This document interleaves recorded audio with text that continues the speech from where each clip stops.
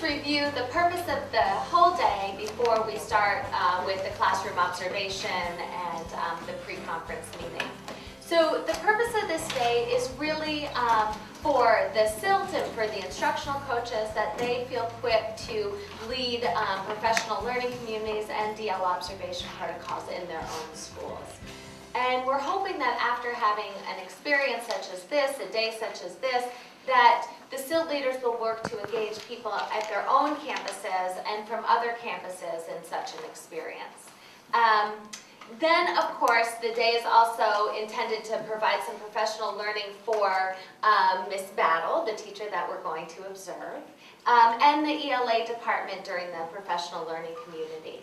So with that in mind, given the purpose of the day, as you're going through the day, if you have questions or things that you'd like to discuss, the way that things unfold or the purpose for certain tasks or the structure of the day, please jot them down. At the end of the day today, we'll have some time to debrief and get your questions answered. Okay? I photocopied the agenda for the day for everyone. So if you'd just like to go around and take one, I see that some of you have an agenda. It hasn't changed from the one that Christina emailed to you, but in case you need an extra one, there it is.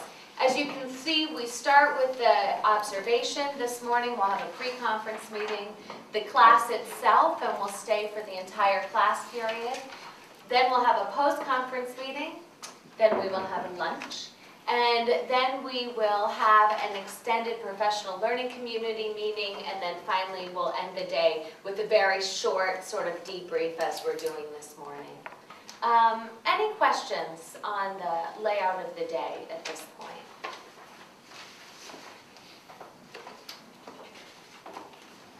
Okay, so let's start with the classroom observation and engage in the pre-conference meeting.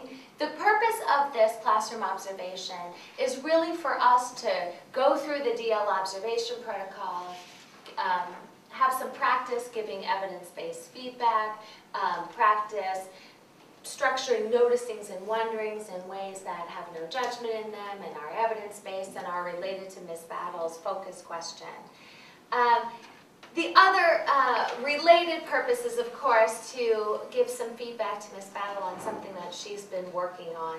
But as Mr. Sosa said, she's sort of the guinea pig for the day because it is for our own learning and for our own practice. So with that in mind, let's get started. So Ms. Battle, will you tell us a little bit about the lesson that we're going to observe today? Well, the kids have been studying in this particular unit of portals. They've been focusing on space travel and technology in space, telescopes, satellites, things like that. Well, these two particular stories that I'm combining, one is called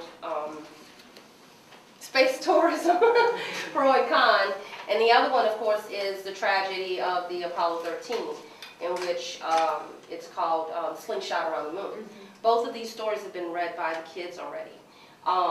We haven't gotten into much detail with space tourism, the pro and the con, because this is where I wanted to focus the lesson on today. As far as their background knowledge of it, many of the kids have never ever really seen or took the time to even watch a space launch. They know, of course, of rockets leaving ships and bombs and things like that when they're watching these kind of movies, but as far as the actual space launch, they've never really watched that. So today I'm going to give them a clip of that, just to give them some kind of an idea. My focus question for them is, how have people explored the universe, okay? And what I'm basically looking at that is kind of tying into this interdisciplinary study that we did a couple of weeks ago now, since spring break, in which they were studying the early explorers in social studies. So I'm going to kind of tie that into it and say, okay, now this is our next frontier. We're looking at something different. How do you feel about this? So they're going to go into a pro and con situation with it. The main thing I want to focus on as a teacher is my questions that I ask them. Are they prompting them enough to think on another level? Or are they just basically making them stagnant in the sense that they're just, focusing on that one particular thing? I want them to look into other areas as far as science, social studies, history, try to tie all this into what they're reading. So that's going to be my focus today, is prompting them with questions. Now these questions can be whole group, they might be individual. This is a full class. It's a very, normally, under normal circumstances, it's a very rowdy, upbeat class. They're not, normally too quiet. So I'm not really sure what we're going to expect today. I did give them a heads up to let them know that the lights, things like that would be here, but this is all new for the kids. So if my prompting seems like it's going a little bit to the extreme, it's because I'm really just trying to get them out of that zone. So you may see them really start warming up toward the middle of the class, rather than in the beginning, because this is going to be a little bit overwhelming for them. But once they get settled in and they get to know me, they'll be fine. When those learning walk things were done a couple months ago, it totally sterilized my classes. I mean, they were just scared to death and pin drop silent. It happens to them, so we don't want to do that. The other thing is they get the gist of this concept. I just want them to take it to another level in looking at where would exploration be if we did not take, if our early explorers didn't take that chance. So this is another chance. I don't want to get too much into the new spaceports and the new, private things like that. I'm going to touch a little bit on it, but I'm not going to focus too much on that. What I want to see from the kids is evidence if they can tie those two things in together. I'm waiting to see if any of them can tie that concept of early exploration into what we're doing now with space exploration and take it to a deeper level with their opinion on it. And they've got to support it with the text evidence. So this particular story should have something that can tie that in for them. If they can't find it in the story, then give it to me in the best way that you can put it down. I want to hear, I'm not going to focus so much on show me, show me, show me, show me, because there's some kids who are not going to be able to show me, but they can tell me in their own words, or I'll write it down on a piece of paper. So that's really what I want to try to focus on with them. We're going to do a reread for significant moments. That's going to be very brief.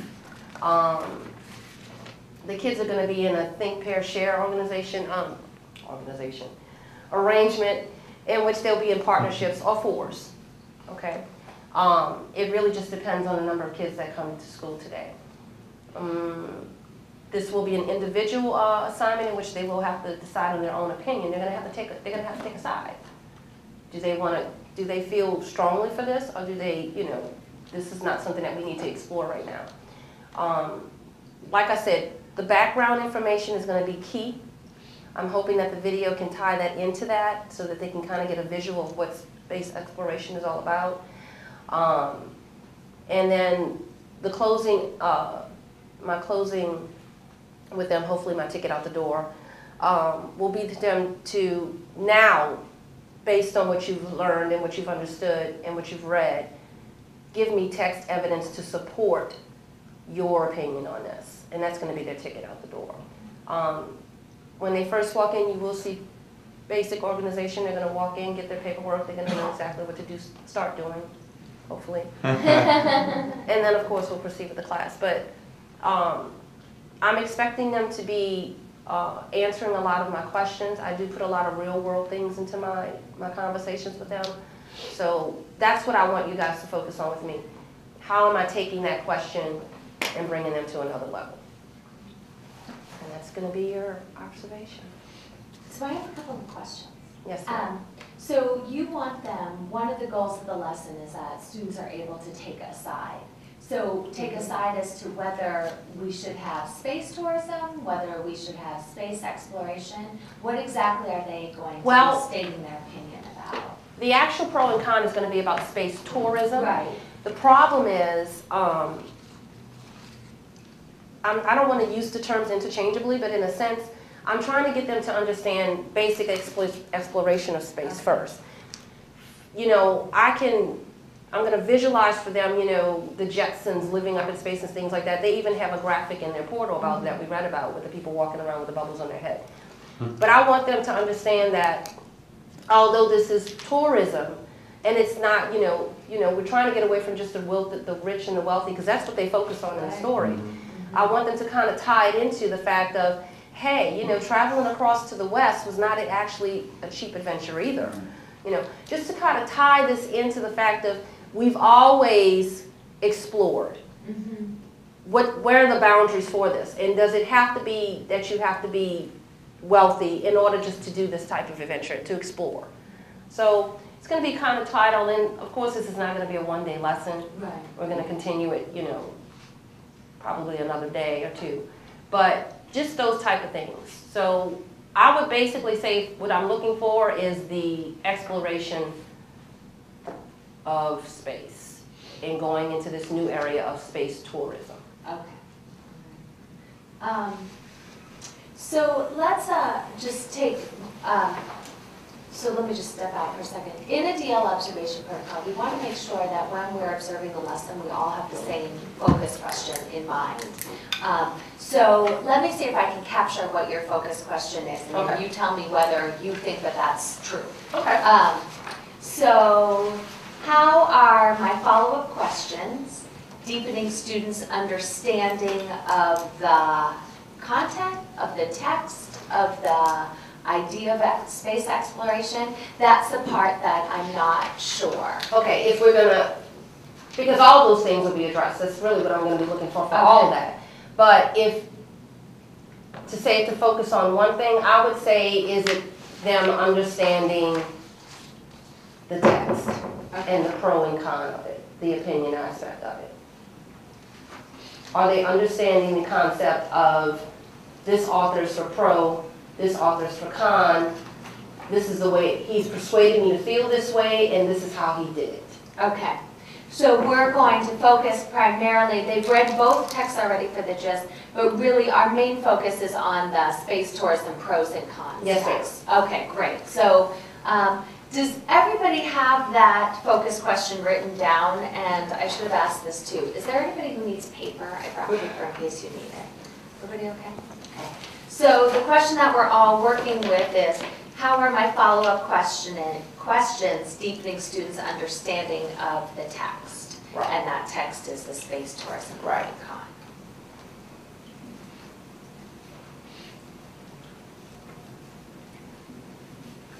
So what are the work products that are going to result from their work today? Well, they're going to compose a chart, and it's kind of like a sample. There'll be a big one on the overhead when the kids get in. But it's going to have 3 particular columns in it. One is significant moments, the other is their opinion, and then finally text evidence. So it's like, I want them, we're going to go through significant moments as a class, and I'm going to be charting that down. Once we go through significant moments, I'm going to ask them which, from these, because it's 2 stories, it's actually 2 stories. It's Too Dangerous and What a Ride.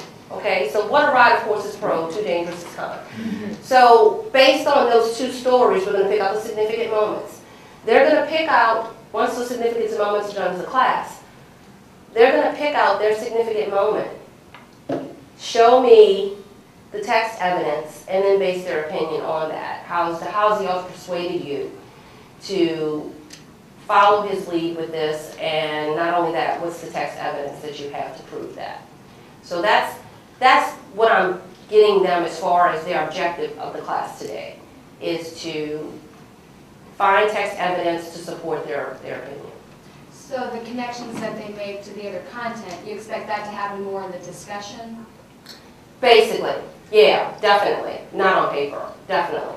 In conversation and discussion. I have a quick question. Since they're going to have 2 different texts, and you said you're going to have significant moments, can they have a significant moment that's on the opposite side? They can say, let me ask this. Are they going to be responsible for having a significant moment from each story? And then will they have to pick a side, or only picking a significant moment from the side or stance that they're making? As a class, we're going to do it from both sides. Okay. When they make their stance, they're going to do it from their particular moment, or one that they may have found that we didn't list. Okay. In fact, I would love that. I would love if somebody could find that particular moment that we didn't list as a class, and then, bring them out in the spotlight with that. Yeah, so definitely. That's the whole point, is for them to find those moments. I'm only going to come up with 2 per story to get them started, bring them out. And then after that, the rest are up to them. And we're going to discuss it as a class and do it like that.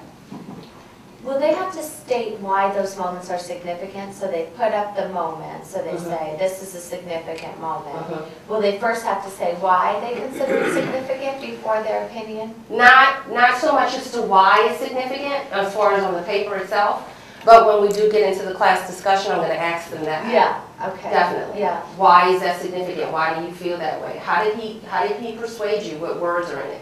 So those are going to be the kind of questions that I'm going to be following up with them when they share their responses. And this is going to be done, of course, on construction paper.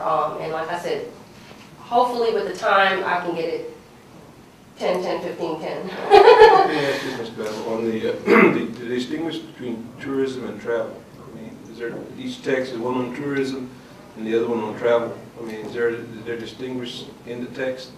In the text, it doesn't really distinguish it to say travel, exploration, and tourism. The way I'm going to present it to them with tourism is a vacation. We're going on a vacation. This is going to be a hotel, it's going to be a resort, it's like they're going to be bling-blinging out, all that. Travel and exploration, I'm going to kind of put those, I'm not even going to use the word travel, I'm going to use exploration because I want them to think of exploring things. Yeah. Does everybody have the text? So it'll be important that before the observation, we all read the things that are the central focus. Do you, will they be referring to slingshot around the room? No, okay, so it's really the space tours and pros and cons. So we'll all want to read that so that we can see whether students are actually using textual evidence.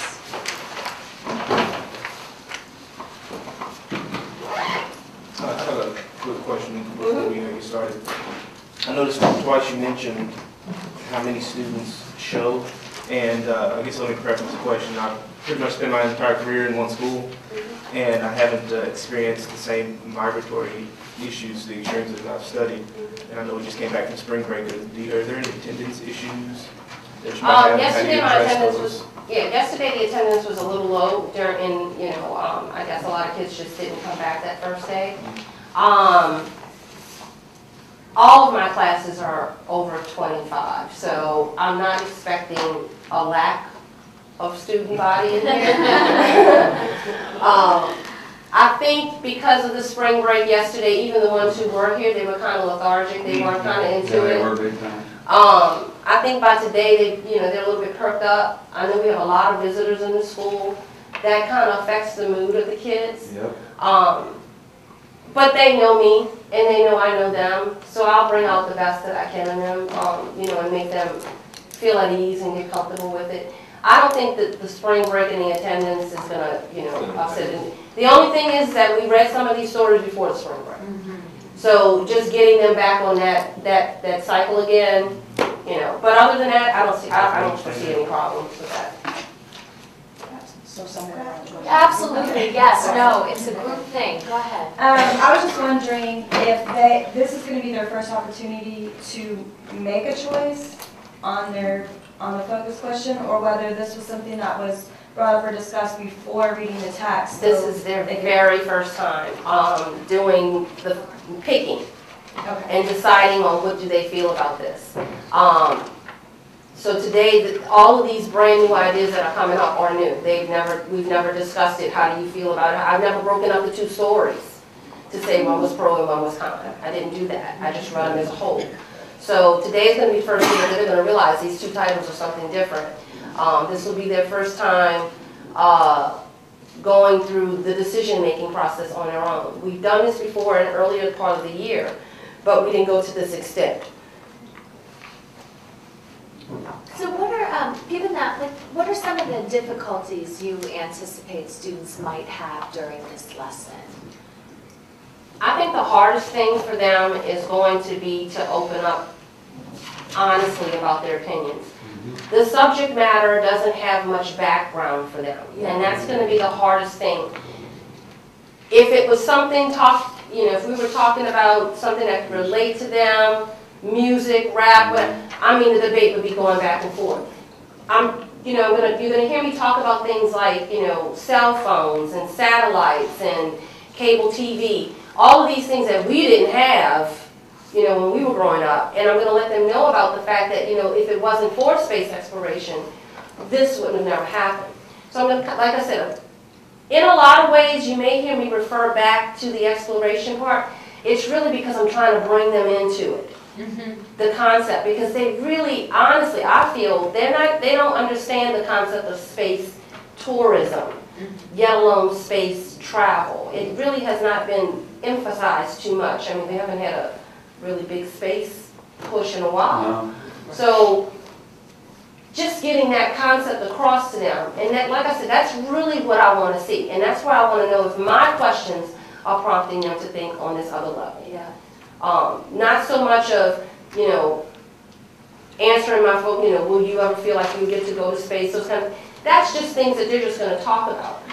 But do they really understand the pro and the con of it? Taking the opinion of the author.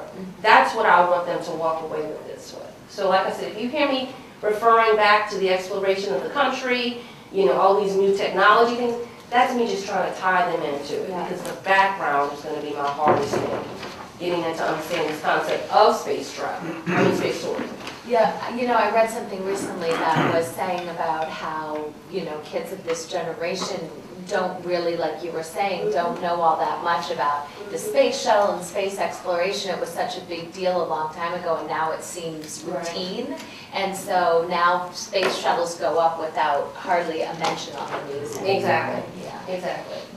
I have a quick question. For students, since you said this will be the first time that you talked about the pros versus cons, do you have any interventions in place for students who may not get that? Yeah. When you first introduce it? I have a couple of the charts. They don't have the word pro and con. They have plus and minus. Okay. I just want them to basically list down the positive things you hear about it and the negative things you hear about it. Give me the evidence in the text. Okay. What words let me know that this is a negative statement? How do you know the author's feeling this way about it? Those kind of things. Just tie them into the concept of their opinion, be it for the author or against the author, the persuasiveness of it. Yeah. So that's what I'm going to be focusing on with those students. And I don't know that immediately. I'm not going to automatically give them the plus and minus chart. I don't have anybody in this class that's like that. But if I find that they're having a hard time with the pro and the con or the language, then you'll get the plus and minus. Right, I was gonna say, because even if they don't get it, or if they're not sure, Yes. at least you can say, well, how many do you have on the plus? Right. How many do you have on the minus? Well, that means that you're not for it, or you are for Exactly. it, based upon that, so that's great. I have a question about the text itself, the context we're looking at. How did they, what did you notice about the way that they dealt with the text, in particular with vocabulary? How did you support their word knowledge in the text? First thing I noticed about the text with them is they didn't realize it was two different stories. That it was, one was pro, one was con. They just basically went through the story. The other thing I noticed was when we were talking about technology and space, and in this particular text they used business terms, entrepreneur and enterprise, and talking about the tourism aspect of it.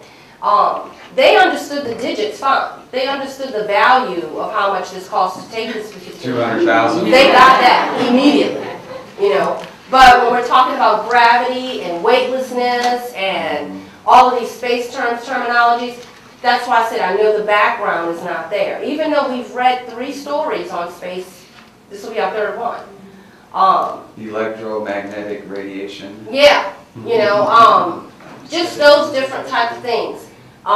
Since it was a story in their textbook, they weren't really allowed to use the highlighters and things like that to go ahead and do what they got to do. But we, you know, I've taught them things and strategies on how to get those kind of things down pat with vocabulary and text. But as far they do know it's science, they can understand that this vocabulary has nothing to do with social studies or language arts. This is science.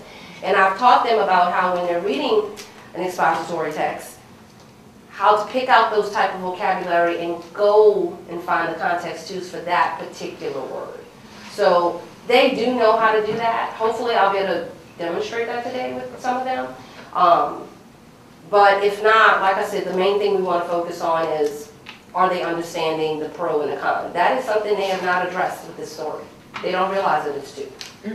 So I'm going to bring that up with just the titles. And I noticed that there aren't glossed terms here. No. You would see it in a textbook, and so I'm thinking about, you talked about the question of, what difficulties do you expect? And so I'm wondering what your routine is for, Well, most of the time when we come across, unfamiliar words or words that they just don't understand, that's when we jump into the context clues. Let's look around there, let's put these things together. And, that is something that we've definitely been focusing on a lot in this classroom.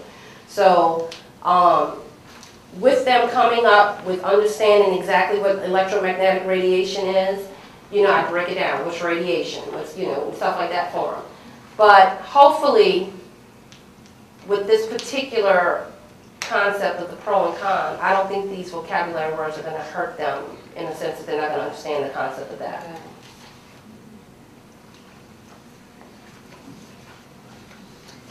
Any other questions for Terry?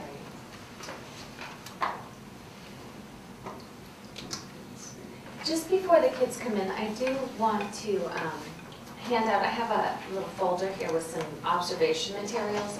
It has in it the DL, here, let me just go like this. It has in it the DL observation protocol, which is like a 3-pager. Let's see if I give them away too much.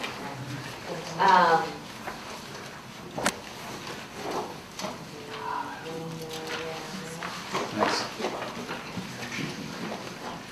So it has the DL observation protocol 3-pager. It also has a chart that we'll also be using today. If you could pull this out, the English Language Arts Teaching and Learning Feedback Tool.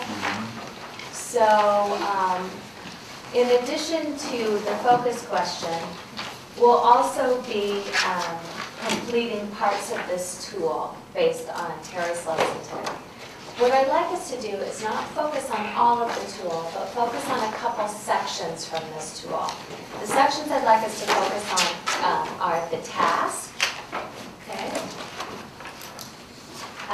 and assisting learning, which is the third column down. Okay. With both Terry's focus question and this tool, the thing we really want to do is just take a lot of notes during the observation.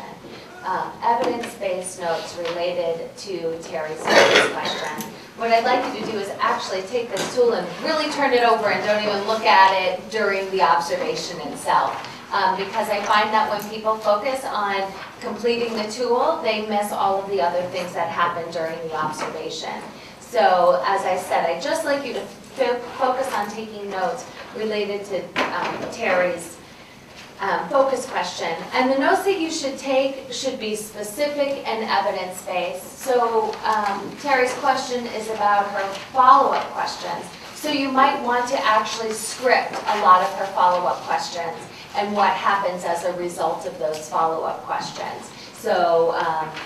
So for instance, you might say, write down one of her follow-up questions and then see how many students respond in deeper ways and how that prompted the thinking to go deeper. So what's the question and what's the follow-up from that question?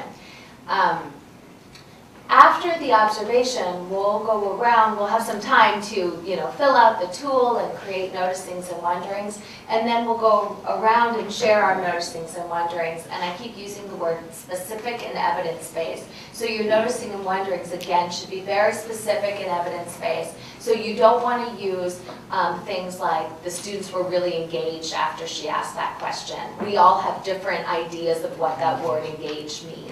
So what does that mean?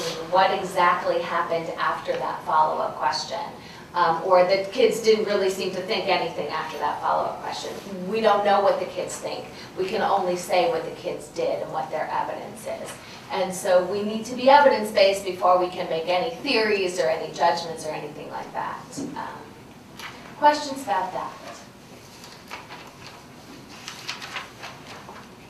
Okay, so there's also in this, I think you've all seen this before, that just this tips for observing and being observed. Terry, would you like us to sort of hang back and not talk to the kids, or I guess Well, I'm gonna leave that up to you guys. You know, like I said, I know what I've gotta do. Yeah. So, the rest, I'm gonna go ahead and leave you guys up to it. You know, you guys will be sitting around here. Yeah, whatever you feel comfortable with, I'm open to. I have no problem with that. They're used to me coming in. Yeah, they're used to people coming in and out, not of course with lights, but Yes. but it should be fine. I don't think any problem.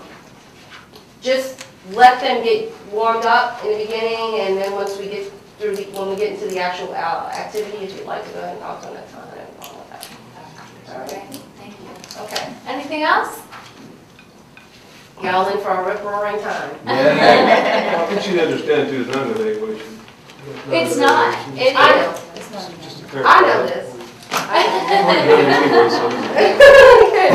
Yeah, it is not. And I just Yeah. want to point out that I'm glad that this tool includes the teacher, because I just know in previous experience, we come and say, oh, it's non-evaluative, it's non-judgmental, but then when people just kind of come in, say things, and then disappear with no input from the teacher, you have no choice but to feel a little bit of intimidation and wondering, well, what are they saying about me? Absolutely. And, you know, Terry's going to be part of the post-observation meeting because the post-observation meeting is for you. Right. It's not for us. Well, I mean, in this case, it's for us so we can practice giving evidence-based wonderings and noticings, but it really is for you, so things won't happen behind closed doors. What you mentioned there when I was part of a learning walk thing a while back, the first thing I did is when it was over with, is I went down to Miss Smith's room. What'd they say about me? Yeah. So yeah, I do appreciate that. I'm very humbled by this. Thank you very much for this opportunity. Well, thank you, really. We really appreciate it.